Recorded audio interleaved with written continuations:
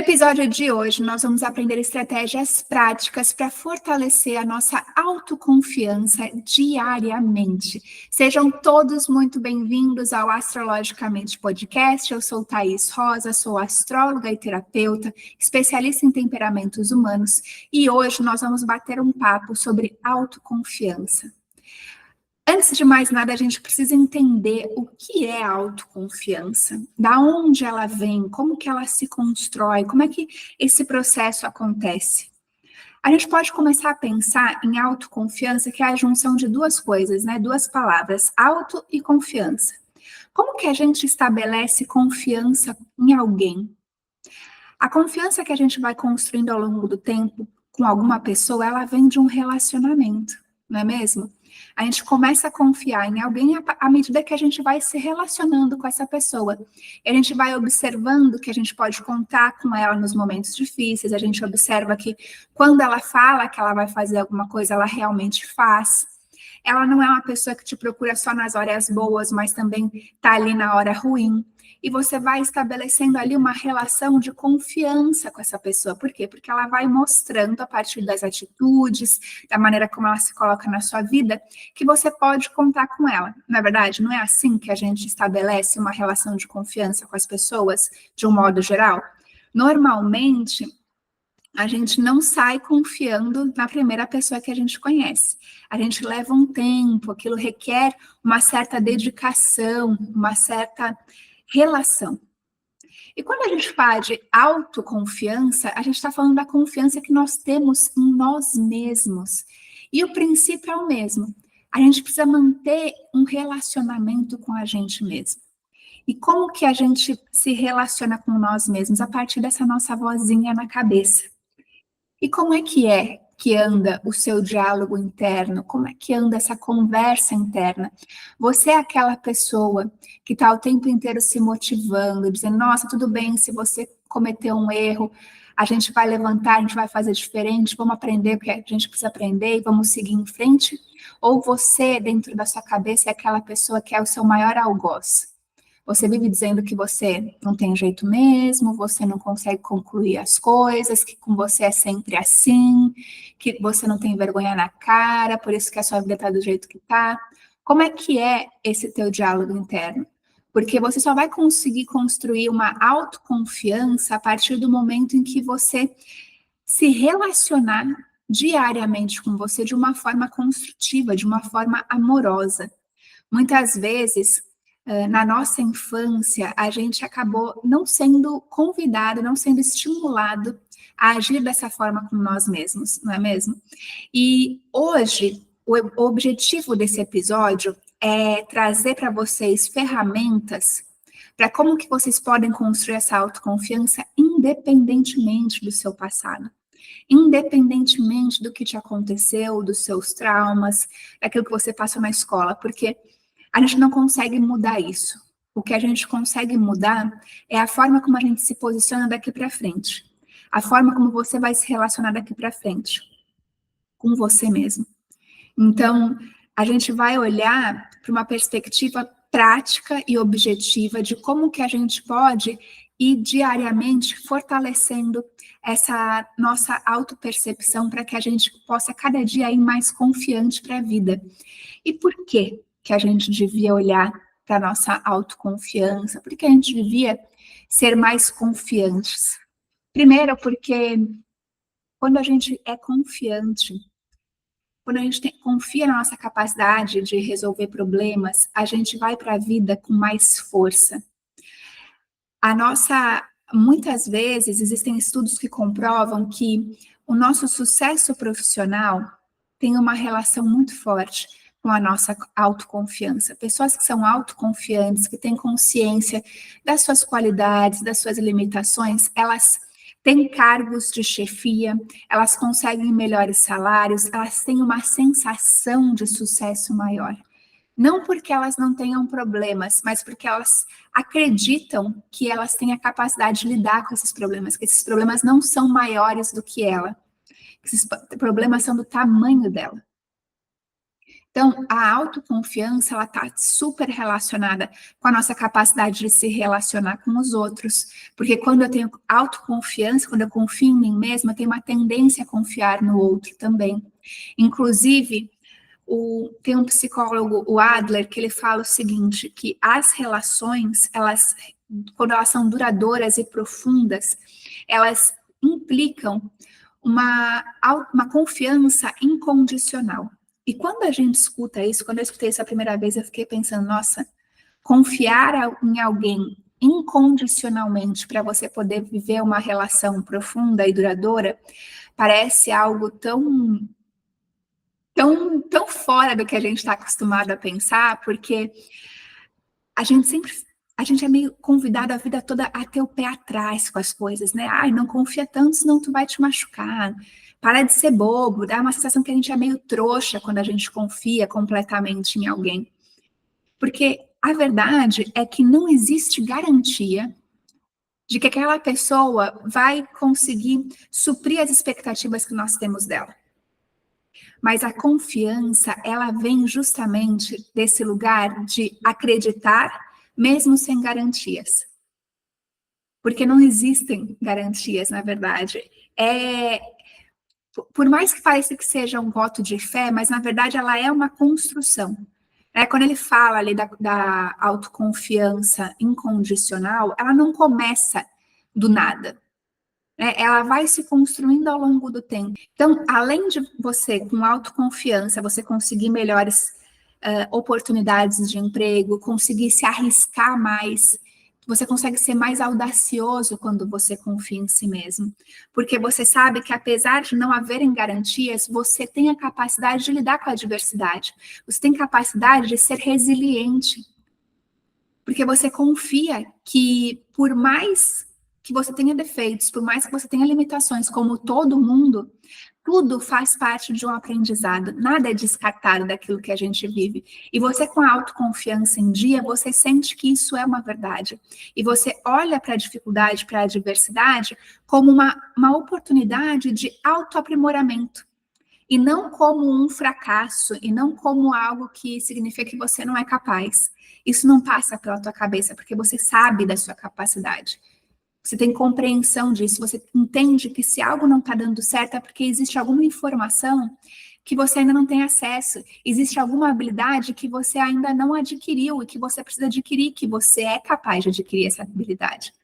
Então, a postura perante a adversidade, perante o erro, é diferente quando você tem uma autoconfiança fortalecida. Você não acredita que aquilo define quem você é, que aquele fracasso, que aquele erro defina a sua identidade no mundo. Uma outra questão que é muito importante, que tem relação com a autoconfiança, é o nível de prosperidade que a gente vive na vida. Porque se a gente está autoconfiante, a gente começa a vibrar numa frequência elevada.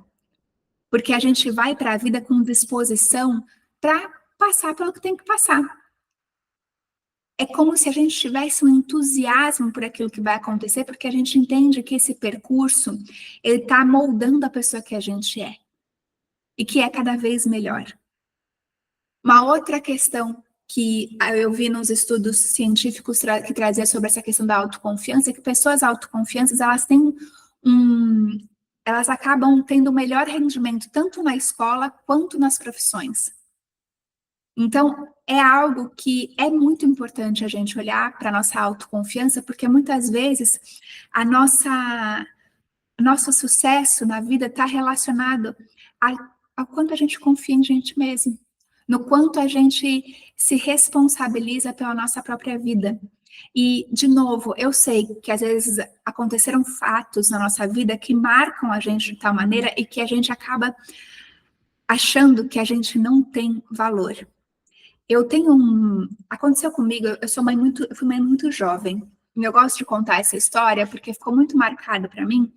E eu levei muito tempo para perceber o quanto a gravidez na adolescência impactou na minha percepção de mim mesma e, consequentemente, na minha autoconfiança. Porque, para mim, de uma certa forma, ter engravidado na adolescência era um símbolo de que eu teria que eu não teria mais sucesso na vida, que eu teria que me contentar com as relações que viessem, com os empregos que viessem, com as oportunidades que a vida me desse, porque eu não poderia ir atrás, eu não tenho merecimento para isso. É como se, naquele momento em que eu engravidei, de forma não planejada, na adolescência, eu tivesse carimbado o meu fracasso na vida. Porque, para mim, aquilo me tirava de um lugar até de dignidade. E eu só fui compreender isso muito tempo depois, quando eu comecei a perceber que eu aceitava relações que não eram benéficas para mim, por achar que as pessoas, que era o que eu tinha, eu não tinha o que fazer. Eu tinha uma filha, eu tinha que aceitar, então, um cara XYZ, porque quem aqui ia querer uma mãe solteira tão jovem? Eu tinha que aceitar o trabalho que fosse, porque eu precisava sustentar minha filha, e eu tinha mais aqui, da graça a Deus, estava me dando uma oportunidade. Então, isso acabou moldando não só as minhas relações, como a percepção que eu tinha sobre mim mesma, né, da minha capacidade, e também o meu sucesso profissional, a minha relação com a minha carreira. E depois que eu compreendi que, na verdade, isso era uma crença, né? E que, na verdade, a gravidez veio e me mostrou que eu tenho tanto poder.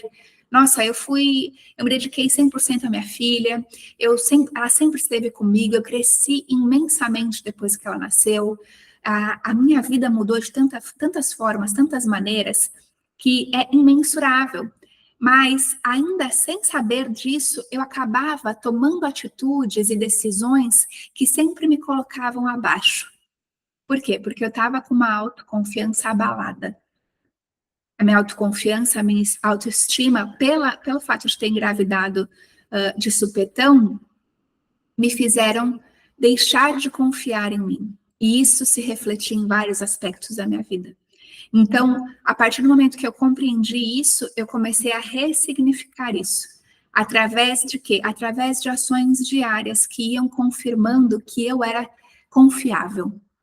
E é isso que eu vou trazer para vocês a partir de uma visão do que acaba com a nossa autoconfiança, para que a gente tenha uma ideia do que não fazer e do que fazer, do antídoto, né? Então, a gente vai entender qual que é o nosso veneno e qual é o antídoto que a gente tem para poder compensar essas percepções que a gente tem que acabam minando a nossa autoconfiança.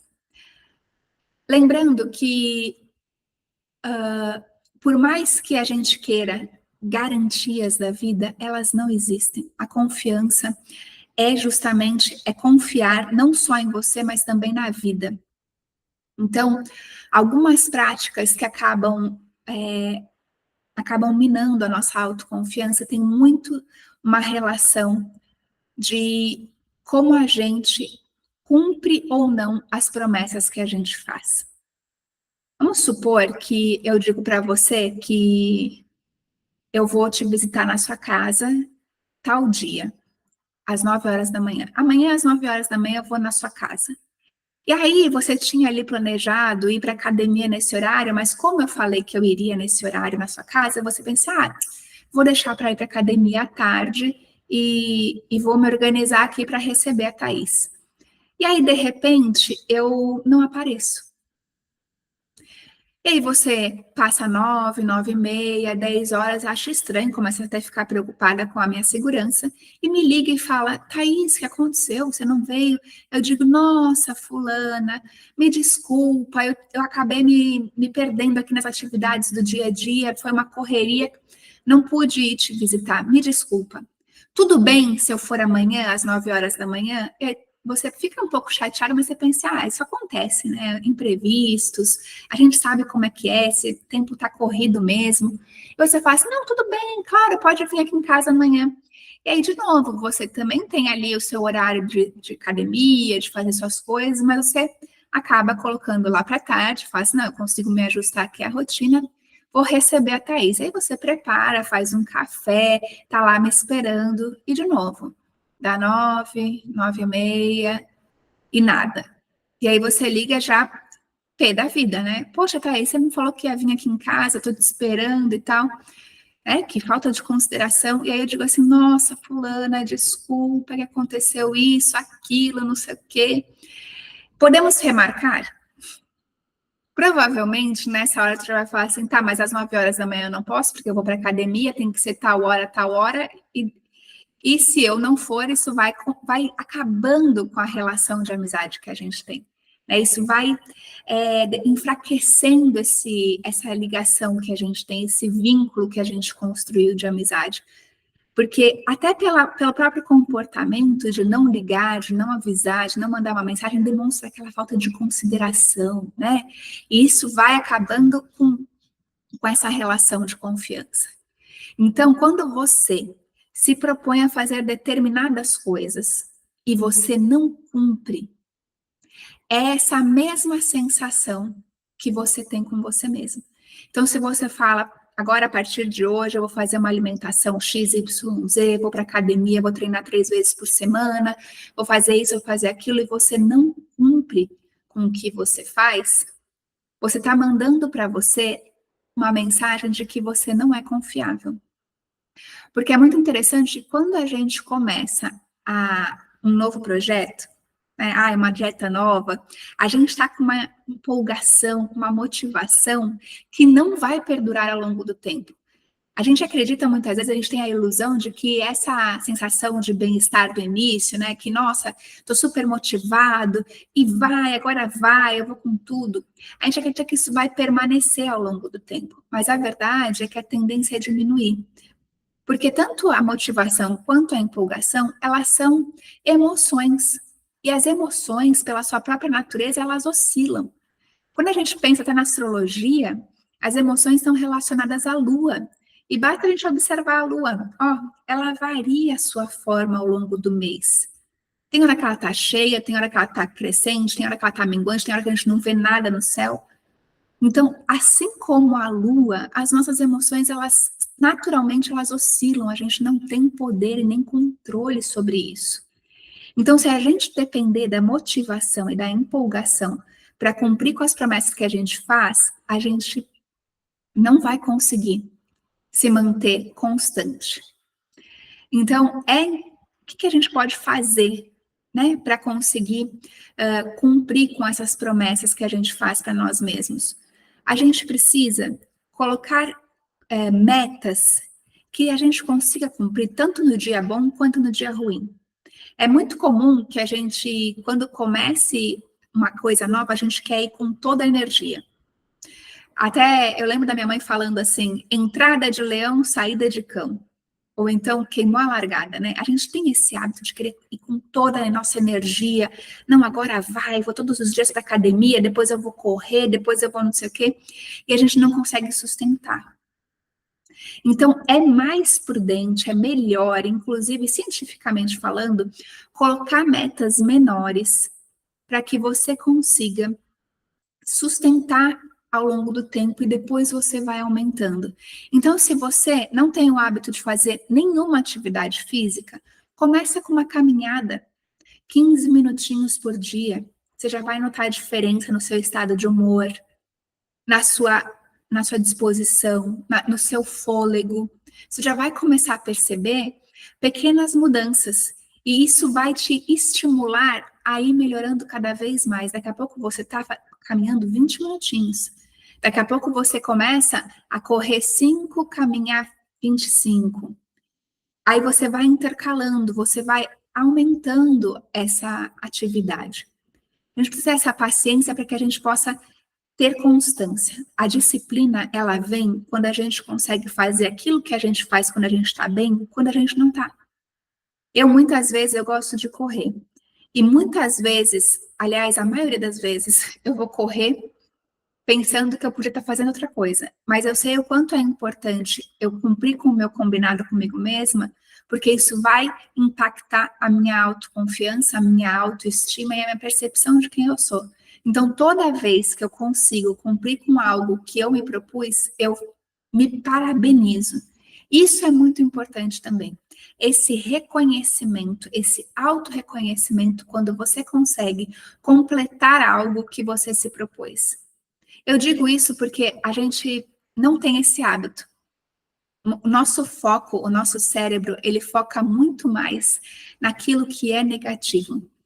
Dizem que a gente tem 5 vezes mais olhar para o negativo do que para o positivo. Então, aquilo que a gente não fez se destaca aos nossos olhos. E as nossas conquistas e as nossas vitórias, elas vão ficando ali de escanteio como não faz mais que obrigação. Sabe aquele papo? Então, a gente de fato olha para o negativo. E isso é um mecanismo de sobrevivência do nosso cérebro, que está sempre ali buscando a sobrevivência. Então, quando você conseguir cumprir com aquilo que você se propõe, se parabenize. Então, para a gente poder cumprir promessas, que é muito importante, cumprir as promessas que a gente fez, a gente precisa colocar metas pequenas e executáveis, tanto nos dias bons quanto nos dias ruins, e depois a gente vai aprimorando ao longo do tempo. E a gente precisa reconhecer essas pequenas vitórias. A gente não dá o devido valor para os detalhes, para as pequenas mudanças, mas são essas pequenas mudanças que vão fazer toda a diferença no nosso dia a dia. Não são as grandes mudanças, porque elas acontecem muito pontualmente. E muitas vezes nem acontece, essas grandes mudanças, elas vêm de pequenas coisinhas que a gente fez diariamente, e aí isso culminou numa grande mudança. A gente tem a ilusão de que ela que é a grande transformação, mas a transformação veio vindo ao longo do tempo. Essa questão de não cumprir promessas tem algo que que explica um pouco disso, que é o desamparo aprendido. O desamparo aprendido é um tema, é um termo cunhado por um estudioso lá nos anos de 1960, que ele fez uma experiência com animais. Na época era permitido, então era feito assim. E como é que funcionou essa experiência? Eu vou trazer para que vocês consigam compreender o conceito de desamparo aprendido de uma forma bem visual, para que vocês não esqueçam. O desamparo aprendido, como é que ele foi feito esse estudo? Ele pegou um cachorro, colocou numa gaiola, e num lado da gaiola dava choque, no outro não. Então, quando o cachorro fosse para um lado da gaiola, ele tomava um choque, aí ele ia para o outro lado. Isso naturalmente ele fazia, né? Ele percebeu rapidamente que um lugar dava choque, outro não dava choque, ele se mantinha no que não dava choque. Depois eles mudaram a experiência, eles colocaram o cachorro numa gaiola, que ele apertava uma alavanca e o choque parava. Então, eles davam o choque e o cachorro apertava a alavanca e aí parava o choque. Então, toda vez que o choque começava, ele já ia lá e apertava a alavanca. Ele também não teve problema nenhum. Mas na terceira experiência, o que eles fizeram? Eles pegaram esse mesmo cachorro, colocaram numa gaiola que dava choque, e por mais que o cachorro fosse para um lado, fosse para o outro, apertasse a alavanca, o choque não parava. E o que eles perceberam ao longo do tempo, com esse cachorro tomando choque o tempo inteiro? O cachorro parou de tentar não tomar mais choque. E depois de muito tempo, ainda que tivesse uma maneira dele não tomar mais choque, seja indo para o outro lado da gaiola ou apertando a alavanca, mesmo assim, ele continuava no lado que dava choque. Esse é o desamparo aprendido. Quando a gente toma tanta paulada na vida, que a gente não consegue mais fazer um movimento diferente daquilo que a gente está fazendo. A gente se acostuma com a dor. E a gente pode observar o quanto isso acontece, né? A gente, às vezes, observa pessoas que estão sofrendo muito dentro de uma relação e mesmo assim permanecem nela porque já estão acostumadas com aquela dor, com aquela forma, a pessoa já não consegue mais se posicionar de uma forma diferente. Essa questão do desamparo aprendido, ela, além de gerar um estado de ansiedade o tempo inteiro, ela também gera uma passividade. Então, a pessoa ela não consegue mais se movimentar em direção à mudança. Ela está totalmente desamparada por essa dor constante que ela sentiu e pelas várias tentativas de sair dali e não conseguir. Então, dependendo de como foi a sua vida, às vezes você tentou tantas vezes fazer algo diferente que você não foi bem sucedido. E isso fez com que você de uma certa forma, se acostumasse com esse local de dor e não conseguisse mais sair desse lugar. E o que você pode fazer com relação a isso? Você pode começar a dominar pequenas áreas da sua vida. Talvez hoje, para você, o que você consegue fazer é levantar da cama, tomar um banho e colocar uma roupa melhor. Sair da cama. Talvez o que você consiga fazer hoje seja dar uma volta na quadra. Então faça isso. Faça isso constantemente e vá restabelecendo essa confiança em você, para que você possa sair desse lugar de dor. E claro, sempre nesses casos é muito indicado fazer terapia, né? Porque não é algo que é fácil, vem de uma continuidade de dor, né? De uma sensação de que você não consegue controlar os eventos adversos, né? Você não consegue, você se sente impotente por muito tempo na sua vida. Então, você acaba ficando passivo diante da vida. Muitas vezes, isso leva à depressão, a desenvolver transtornos de ansiedade, muitas coisas nesse sentido. Então, é importante você ver e a partir mesmo de uma terapia ou de algo assim, observar quais são os desafios que você consegue contornar. E ir desenvolvendo comportamentos que comprovem isso. Porque você vai conseguir melhorar e sair desse lugar em algum momento. Então, a gente pode entender que o desamparo aprendido ele acontece e talvez você conheça alguém nessa situação e isso é possível mudar. A gente precisa lembrar disso, é possível mudar.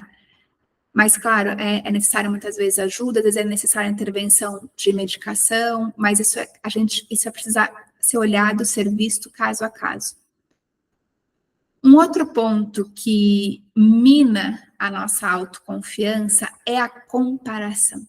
E nos dias de hoje, com a internet, né, com as redes sociais sempre mostrando o melhor lado da vida de cada um de nós, a gente está muito sujeito a essa comparação. Mas a verdade é que, assim, não há como não comparar. Né? O ser humano, ele aprende pelo contraste. Ele consegue, a partir de olhar para a vida do outro, entender que é possível viver novas experiências, ter uma realidade diferente da que ele vive. Então, a comparação, ela é um processo natural. O problema, ele surge quando a gente começa a olhar para a vida do outro e se sentir muito inferior. E aí, a gente começa a construir uma visão de nós mesmas muito inferiorizada, muito baixa. Então, fulano tem aquilo porque nasceu bonito, nasceu rico. Quantas vezes a gente não escuta, né? Fulano tem sucesso porque também nasceu em berço de ouro, teve mais oportunidades na vida, estudou em colégio particular. Então, fulano é bonita. Claro que ela tem todas as portas abertas para ela.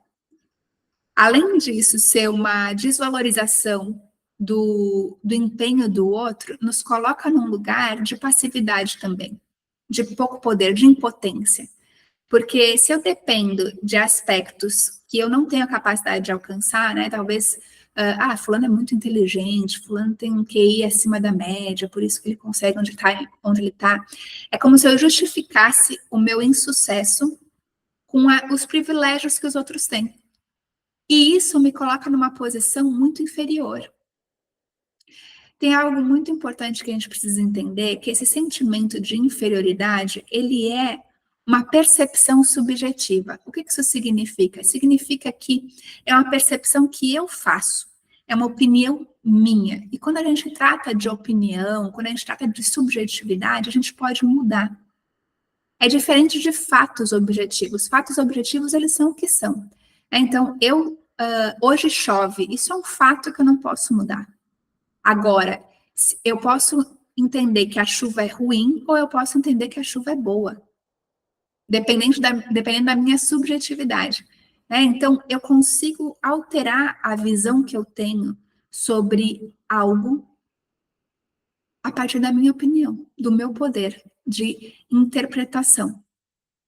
Então, por exemplo, se eu olho para a vida de alguém e eu acho essa pessoa muito incrível, eu posso olhar para ela, ao invés de olhar num lugar de inferioridade, posso olhar para essa pessoa e pensar assim, o que que ela fez para conquistar isso? Como é que eu posso chegar nesse lugar também? Qual foi o caminho que ela percorreu? Será que eu consigo acesso a essa pessoa? Será que ela me traz algumas informações, algumas sugestões de onde eu posso começar? Percebe que é muito diferente a relação? Então, a comparação, ela só é válida quando você compara o seu eu de hoje com o seu eu de ontem. Quando você olha para trás e vê tudo aquilo que você precisou percorrer para estar onde você está. Você tem evoluído? Você está cada dia melhor nas suas relações? Você é cada dia melhor um pai, uma mãe melhor, um marido melhor, um chefe melhor, um empregado melhor? Você é um profissional cada dia melhor? Está sempre buscando maneiras de ser mais eficiente, de ser mais amoroso, de ser mais empático, de ser um ser humano melhor? Então, é isso que tem que te bastar. Porque a gente compara muitas vezes, a gente vai comparar o palco do outro com os nossos bastidores. Isso nunca é justo. Essa nunca é uma comparação justa. As pessoas, elas colocam nas redes, as pessoas mostram aquilo que elas têm de melhor. E é natural que seja assim. Por muito tempo, a gente foi ensinado a deixar as nossas vulnerabilidades escondidas. Não que isso seja certo. Não que isso seja certo, porque a vulnerabilidade, ela conecta, ela torna a gente humano, ela torna a gente empático. Mas, normalmente, quando a gente vai contar para alguém alguma coisa, é o nosso sucesso, não é o nosso fracasso. A gente tem até uma vergonha sobre isso. Então, quando a gente olha as pessoas sendo super bem-sucedidas, né, conseguindo conquistar aquilo que elas desejam, a gente precisa ter essa percepção de que aquilo ali é só um trechinho da vida dela. A gente não sabe o que ela percorreu, né, qual foi o caminho que ela percorreu, quanto que ela teve que abrir mão. Às vezes a gente olha, agora está tendo as Olimpíadas, né? A gente olha lá a Simone Biles ganhando várias medalhas, a Rebeca Andrade. A gente não faz ideia do quanto elas abriram mão para estar ali. O que elas precisaram abdicar, o quanto de treino isso levou, o quanto de esforço, investimento financeiro, o quanto elas não precisaram estar focadas totalmente naquilo para poder chegar num pódio. Não adianta olhar para esse lugar e achar que é fácil e se achar muito inferior. Você tem feito algo em direção aos seus sonhos? Você está cada dia se construindo um pouco mais? Então se compare com isso. Se lembra do seu eu de um ano atrás. Como é que ele pensava? Como é que ele se comportava? Você melhorou? Essa é uma comparação justa. Essa é uma comparação saudável. Aliás, necessária. Quando você consegue olhar para trás e ver que você está crescendo, você sabe que você está comprometido com você mesmo. A sua autoconfiança começa a ficar fortalecida.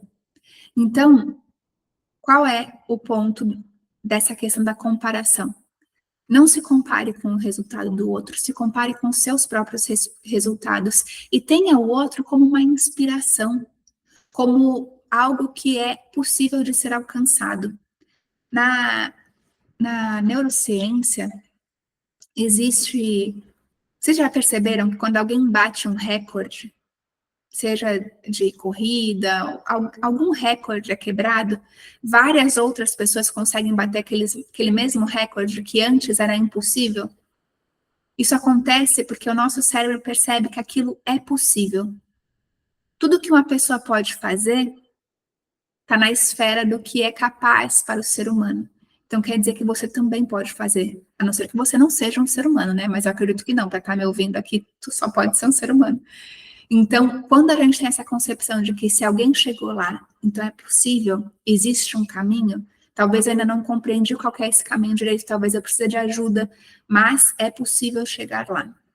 Então, tendo isso em mente, a gente consegue construir uma autoconfiança inabalável.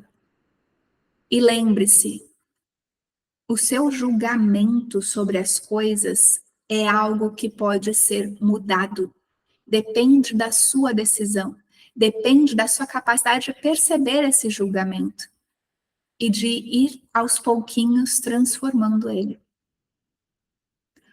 Um outro ponto que mina a nossa autoconfiança é o baixo controle emocional. O que acontece? As nossas emoções, como eu trouxe para vocês um pouco antes, elas acontecem independente da nossa vontade. Então, algo acontece e isso me gera uma emoção. De repente, bato o carro, aquilo vai gerar uma emoção. Ganho uma promoção, aquilo gera uma emoção. Recebo um não, aquilo gera uma emoção. Essa emoção eu não consigo controlar. O que eu consigo controlar é num lapso de tempo entre a emoção e a reação. Então, eu tenho uma emoção forte e eu reajo. As emoções, elas conduzem as ações. Então, quando eu sinto algo, meu corpo faz alguma coisa. E é importante a gente perceber que existe um breve espaço de tempo ali. Tem um lapso de tempo entre a emoção e a nossa reação. É nesse lapso que a gente tem controle das nossas emoções, de alguma forma. Então, quando eu sinto e quando eu tenho autocontrole, eu consigo, ao invés de reagir de uma forma agressiva ou me calando, eu consigo pausar, refletir sobre o assunto e aí dar uma resposta. Muitas vezes a gente quer resolver a coisa na hora, né? Acontece alguma situação e a gente fica naquela ânsia para resolver. Então a gente fica impulsivo, a gente perde a nossa capacidade de decidir. Quando a gente começa a ficar ansioso para decidir alguma coisa, quando a gente começa a liberar esse hormônio de estresse no nosso corpo, é como se a gente desligasse a nossa capacidade de tomar decisões racionais. E a gente é levado pela emoção. E muitas vezes a gente se precipita. Quem nunca tomou uma decisão impensada no meio principalmente compra? A venda, ela fala muito de emoções, né? Então a pessoa começa a mexer nas suas emoções ali e você, pum, faz a compra. Quem nunca comprou na emoção? Na verdade, quem nunca comprou na Polishop depois que ficou vendo aquela propaganda dizendo que você precisa daquele aparelho, que aquilo lá vai ser uma maravilha na sua vida, e você vai lá e compra, porque aquilo mexe com as nossas emoções e a gente, na impulsividade, acaba comprando. Todo mundo já passou por isso em algum momento da vida. Então, quando a gente não tem controle emocional, a chance da gente tomar decisões que não são tão assertivas é muito grande. Porque a gente não está racional, a gente está só ali naquela parte emocional. A gente está reativo. A gente acionou nosso mecanismo de defesa do cérebro, que tem a ver com o quê? Com luta ou fuga. Então, às vezes a gente, por exemplo, às vezes a gente compra uma coisa, por exemplo, um curso maravilhoso que você precisa para ganhar muito dinheiro, aí aquela coisa daquela promoção do milagre, nossa, você vai mudar a sua vida, vai ser transformador, aí a pessoa começa ali a mostrar todos os benefícios, aí você fala assim, meu Deus, preciso disso, meu Deus, eu quero isso, e aí você vai lá e compra. Algo que talvez se você tivesse ponderado, fala assim, não, tudo bem, eu vou pensar um pouquinho, pode observar. Pode observar, quando alguém tenta te vender alguma coisa, ela tenta fazer aquilo na hora. Ela não quer deixar você pensar.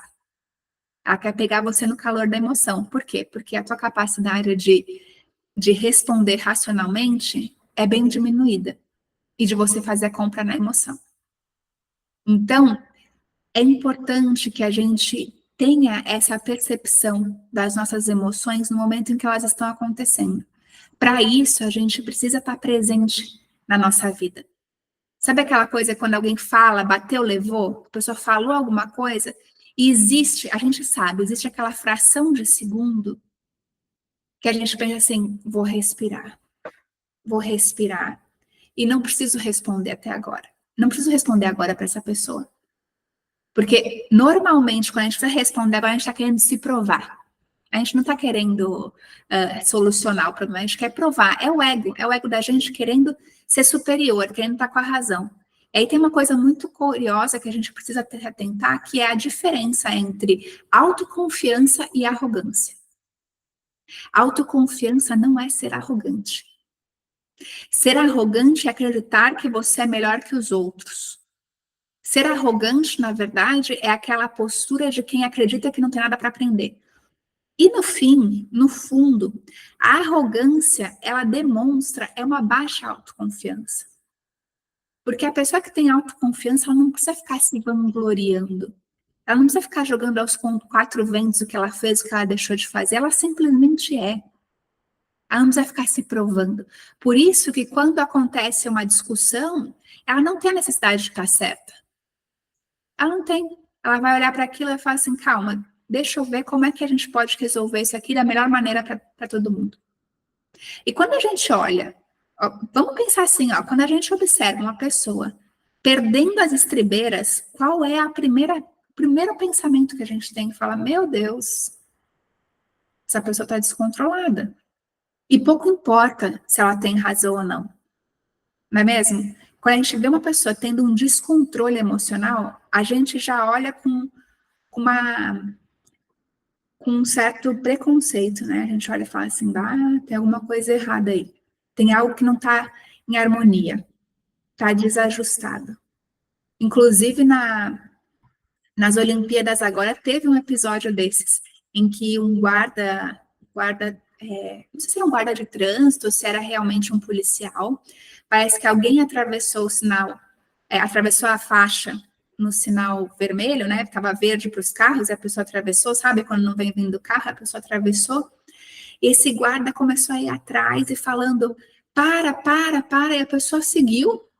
Ele agarrou a pessoa e falou assim, você não me ouviu, você não... E aí todo mundo na rua fica olhando para essa situação e percebe que existe um descontrole, que existe uma reação exagerada comparada ao tamanho da infração. E isso mexe com a gente. Quando a gente passa por uma situação dessas, quando a gente percebe que a gente exagerou, que a gente errou a mão, a gente se sente mal com a gente mesmo, não é mesmo? A gente fica ruminando aquilo fica dias no nosso corpo muitas vezes, e isso acontece por uma reatividade, por um descontrole emocional. E quando eu falo descontrole, então não é evitar a emoção, negar a emoção, mas sim perceber que ela está ali e se permitir não ser reativo, não responder a essa emoção de bate-pronto. Quer dizer, até quando a gente está numa discussão, é interessante a gente observar a nossa capacidade de dizer, olha, eu não estou em condições de falar com você agora. A gente pode dar uma pausa aqui, eu preciso pensar, organizar meus pensamentos e resolver isso de uma outra forma. Quando a gente consegue fazer isso, a gente tem uma sensação de poder, porque a gente não agiu de acordo com os nossos impulsos instintivos. Eu me lembro até hoje, uma vez que eu e meu marido, a gente tinha discutido, e eu acordei de manhã, eu acordei de manhã e pensava assim, não, eu estava com tanta raiva do que tinha acontecido, eu estava tão brava, que eu falei assim, eu não tenho condição de conversar com ele agora. E eu me lembro que eu fui correr e eu tentava pensar na minha cabeça, imaginar na minha cabeça uma forma da gente conversar sobre aquele assunto sem que houvesse uma briga. E eu não consegui. Dentro da corrida, eu imaginava toda vez a gente brigava, né? A gente ia para o conflito, ia para o embate. Mas eu estava determinada a não ir para o embate. Eu queria resolver a situação da melhor maneira possível. Eu não queria ser combativa. E isso nem sempre é fácil e nem sempre a gente consegue realmente ir fortalecendo esse nosso músculo, digamos assim, do controle emocional. Mas quando eu cheguei em casa, eu já tinha, né, a corrida, o movimento, a liberação de energia a partir da atividade física ajuda muito no controle emocional. Gente, ajuda muito, é comprovado cientificamente. Quando eu voltei da corrida, eu abri a porta de casa e ele já tinha levantado. Eu me lembro do meu coração batendo acelerado. E eu pensando, e eu falando para mim mesma, não, você vai dar isso de uma forma calma, tranquila, relaxa, tá tudo bem, ele não é teu inimigo, vocês não estão numa guerra, ninguém precisa estar certo.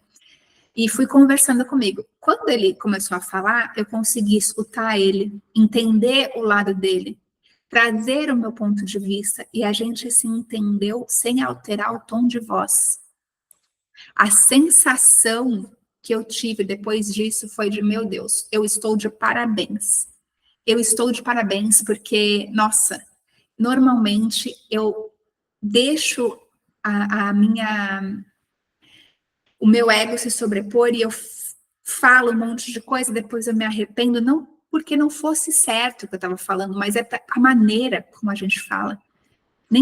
Às vezes a gente pode estar certo, mas a maneira como a gente se expressa ferra toda a comunicação. A gente perde a razão. Eu lembro quando eu era criança que minha mãe falava isso, assim, a partir do momento que você bateu, porque eu tinha irmão, né, a gente se batia. A partir do momento que você bateu, você perdeu a razão, porque você passou para a agressividade. E ela tem razão. Mesmo quando a gente não bate na pessoa, quando a gente é violento com as palavras, a gente perdeu. E a gente sabe a sensação de quando a gente machuca alguém com as palavras, né? De quando a gente fala as coisas com a intenção até de ofender, de magoar o outro. Isso não é legal. Então, como que a gente pode fazer isso? É justamente fazendo esses exercícios de mindfulness, né? Olhando para essas nossas emoções, compreendendo elas, dando nome para as emoções, porque quando a gente não nomeia as coisas, elas tomam uma proporção muito maior do que elas realmente são. Quando a gente dá nome para algo, a gente limita isso. E quando a gente limita, a gente consegue ver o tamanho daquilo. Ah, eu estou sentindo raiva. Não é aquele furacão que está tomando conta de mim. Não, é raiva. Tá tudo bem, isso é humano. Como que eu vou canalizar essa raiva? E aí você pode escolher formas de lidar com isso. Eu gosto muito da escrita, a atividade física e todo tipo de atividade física. A corrida, a dança, a luta. Existem várias formas que a gente pode lidar com a raiva de uma forma construtiva. E, por fim, eu acho que é importante a gente trazer um fechamento de que a autoconfiança, ela vai se construir nessa relação diária, em que você tem presença, em que você está consciente das suas ações, das suas emoções, que você tem noção do quanto não cumprir as suas promessas com você mesmo, quanto isso prejudica a sua imagem, a imagem que você tem de você mesmo, o quanto isso te faz mal.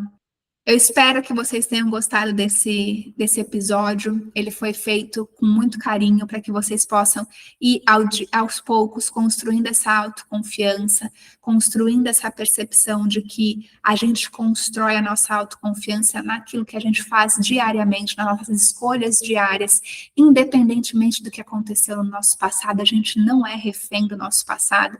Inclusive, no último podcast, eu falei muito sobre isso. E a gente tem poder. Use o seu poder a seu favor, o seu poder de escolha, de autodeterminação.